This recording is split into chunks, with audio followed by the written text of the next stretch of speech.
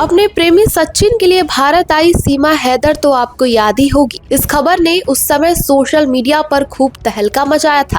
किसी ने इसे प्यार का मिसाल बताया था तो कई लोगों ने इसे जासूसी और शक के नजरिए से देखा था। वहीं एक बार फिर ऐसा मामला सामने आया है, लेकिन इस बार कोई पाकिस्तानी लड़की भारत की बहू नहीं बनी है, बल्कि भारत की बेटी पाकिस्तान में चली गई है। जहां एक तरह सीमा हैदर प्यार के नाम पर पाकिस्तान से भारत चली आई थी, तो वहीं अब पंजाब की सरबजीत कौर पाकिस्तान पहुंचकर नूर हुसैन बन गई है। सोशल मीडिया पर इस केस का वीडियो और तस्वीर खूब वायरल हो रहा है और सवाल यही है कि ये प्रेम कहानी है या इसके पीछे कोई बड़ी साजिश रची जा रही है। इन दिनों सोशल मीडिया पर वायरल ये साधारण सी महिला अब हिंदुस्तान और पाकिस्तान के बीच में चर्चा का विषय बनी हुई है। चंडीगढ़ से लाहौर और दिल्ली से इस्लामाबाद तक इन दिनों ठंडी के मौसम में भी गर्मी का अनुमान लगाया जा रहा है।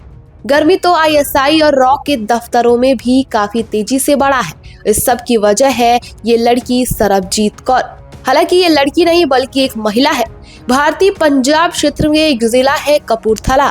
इसी जिले के अमनीपुर गांव की रहने वाली सरबजीत कौर ये एक सिख महिला है और अचानक पाकिस्तान जाकर गुम हो जाती है और फिर वहां से एक वीडियो वायरल होती है जिसमें सरबजीत मुस्लिम धर्म अपनाकर निकाह कबूल करके नूर हुसैन बन जाती है। इन सब के बीच सवाल ये है कि आखिर सरबजीत पाकिस्तान क्यों गई थी।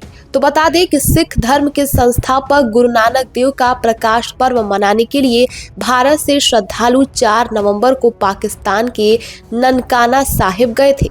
इस जत्थे में 1922 तीर्थयात्री थे और सभी अमृतसर में अटारी सीमा के रास्ते पाकिस्तान गए हुए थे। सरबजीत इसी जत्थे में शामिल हुई थी और इस जत्थे का नेतृत्व अकाल तख्त साहिब के जत्थेदार ज्ञानी कुलदीप सिंह गरगज के हवाले सौंपा गया था। पाकिस्तान के अलग अलग गुरुद्वारे में 10 दिन बिताने के बाद 1922 तीर्थयात्री का ये समूह बीते गुरुवार यानी कि 13 नवंबर को भारत तो लौट आया था, लेकिन इन सब में सरबजीत गायब थी। एक तीर्थयात्री का गायब होना बहुत बड़ा टेंशन खड़ा कर रहा था, वो भी महिला, और दूसरी बात पाकिस्तान में। पंजाब के कपूरथला जिले की पुलिस ने तत्काल बयान जारी कर कहा कि भारत के पंजाब राज्य की रहने वाली सरबजीत की गुमशुदगी की जांच की जा रही है। अभी भारत सरकार की पुलिस और रॉ सहित सुरक्षा एजेंसियां इस मामले की जांच ही कर रही थी कि सरबजीत का एक और नया वीडियो सामने आया जिसमें वो वहां के एक नागरिक से निकाह करती हुई दिखाई दे रही थी। उसने निकाह का हलफनामा भी जारी किया था। सोशल मीडिया पर प्रसारित एक वीडियो में कौर ने कहा कि वो नासिर हुसैन से प्यार करती है और वो उसे पिछले 9 सालों से सोशल मीडिया के जरिए जानती है। उसने बताया कि वो तलाकशुदा है और उसी से विवाह करना चाहती है। वीडियो में साफ दिखाई देता है कि न्यायिक मजिस्ट्रेट मोहम्मद खालिद महमूद वराइच की अदालत में कौर ने कहा कि किसी ने उसका अपहरण नहीं किया है और वो नासिर हुसैन के साथ खुशी खुशी विवाह करके रह रही है। साथ ही उसने ये भी कहा कि वो भारत से अपने साथ सिर्फ पहने हुए कपड़े के अलावा और कुछ भी नहीं लेकर आई है। बीते साल ठीक इस कदर का एक मामला देखा गया था जो आप लोग उस मामले से भली भांति संज्ञान रखते हैं और वो मामला था सीमा हैदर का भारत आना। सीमा हैदर भारत पहुंची और अपने प्रेमी सचिन के साथ अपने लव अफेयर्स का दावा करने लग गई थी। सीमा हैदर ने बताया कि उनकी दोस्ती PUBG गेम के जरिए हुई थी। हिंदू युवक सचिन के लिए वो 4 बच्चों के साथ भारत चली आई थी। उस दौरान जांच एजेंसियों ने शक भी जताया था, लेकिन मामला अभी भी भावनाओं और साजिश दोनों के बीच अटका हुआ है। लेकिन इस बीच सरबजीत का भारत से पाकिस्तान जाना और वहां एक मुस्लिम युवक से शादी कर अपने धर्म का परिवर्तन करना लोगों के मन में कई सवाल उठा रहा है। क्या सरबजीत अपनी मर्जी से गई या किसी जाल में फंसाई गई है? क्या ये सीमा हैदर केस का उल्टा वर्जन है या फिर ये सिर्फ 2 देशों की सीमाओं के बीच पनपी एक और लव स्टोरी का हिस्सा है? सोशल मीडिया पर लोग कह रहे हैं कि एक भारत आया तो एक पाकिस्तान चली गई। दोनों की कहानी रहस्यों से भरी हुई है। ये मामला अब सिर्फ प्रेम कहानी का नहीं बल्कि सुरक्षा और सच्चाई दोनों का सवाल बन चुका है। सरबजीत कौर के मामले में पाकिस्तान ने मीडिया एजेंसी से कहा है कि कौर ने पाकिस्तान पहुंचने के एक दिन बाद यानी कि 4 नवंबर को लाहौर से करीब 50 किलोमीटर दूर स्थित शेखपुरा जिले के निवासी नासिर हुसैन से निकाह किया और ये घोषणा की कि उसने अपनी मर्जी से इस्लाम धर्म अपनाया है और शादी भी की है। उसने कहा कि ये दंपति फिलहाल छिपा हुआ है और पुलिस उसकी तलाश में जारी है। ये पूछे जाने पर कि क्या खुफिया एजेंसियों ने इस दंपति को हिरासत में लिया है, उन्होंने टिप्पणी करने से इनकार कर दिया, लेकिन दोहराया कि पुलिस दोनों की तलाश कर रही है।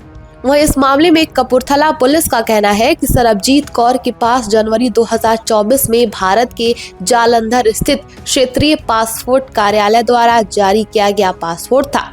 कपूरथला के सहायक पुलिस अधीक्षक धीरेन्द्र वर्मा का कहना है कि सरबजीत कौर की गुमशुदगी की जांच चल रही है, लेकिन उसके धर्म परिवर्तन के बारे में कोई जानकारी ही नहीं है।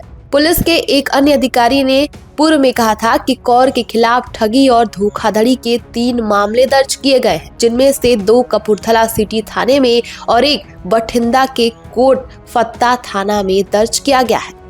अधिकारी ने कहा कि हालांकि इन मामलों में अदालतों में चल रही कार्रवाई लगभग पूरी हो चुकी है। आपको बता दें कि केंद्र सरकार ने सिख तीर्थयात्रियों को पाकिस्तान के ननकाना साहिब गुरुद्वारे की 10 दिवसीय यात्रा करने और गुरु नानक देव की जयंती मनाने की पिछले महीने अनुमति दी थी।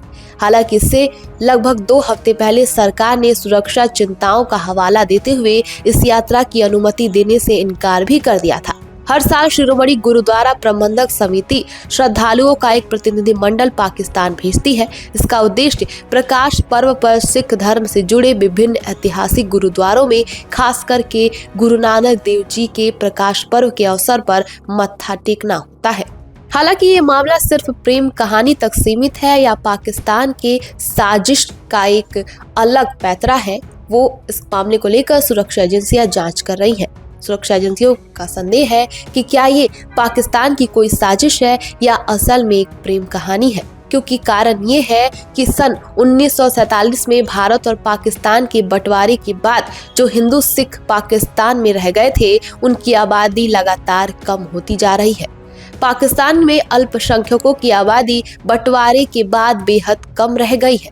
जितनी आबादी बची है उन पर तरह तरह के जुल्म ढाए जाते हैं और उन्हें दूसरे दर्जे का नागरिक भी अघोषित रूप से माना जाता है। कश्मीर के अलावा पंजाब में भी पाकिस्तान उपद्रव मचाने की लगातार साजिशें रचता हुआ आ रहा है।